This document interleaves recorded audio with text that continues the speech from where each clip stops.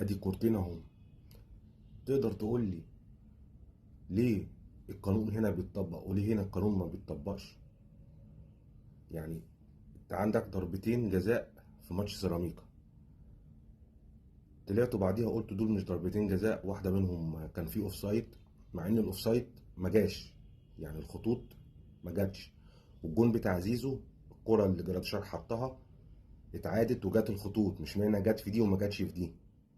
طيب دي اوفسايد الاولانيه اللي جت في ايد ياسين مرعي ما اتحسبتش برضه، وقال لك عشان الكره مرتده من رجل بن رمضان وخبطت في ايده، مع ان في مسافه وكان ممكن يلم ايده، ما لمش ايده برضه ما اتحسبتش. وطلعت قلت القانون ومش القانون، ونصوص القانون كلها طلعت في الكورتين دول.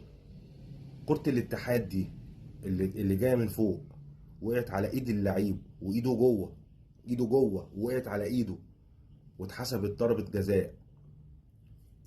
ليه تتحسب بقى ضربة جزاء؟ انا عايز افهم يعني ايه الفكرة. كورتين اهم. هو انت القانون لما يجي يتطبق عليك، يجي يتطبق عليك صح، تقعد تقول لك الدوري موجه ومش عارف التحكيم ولازم نجيب مش عارف مين من بره والكلام الهايف ده اللي ملوش اي لازمه، ولما الكره تبقى في صالحك خلاص.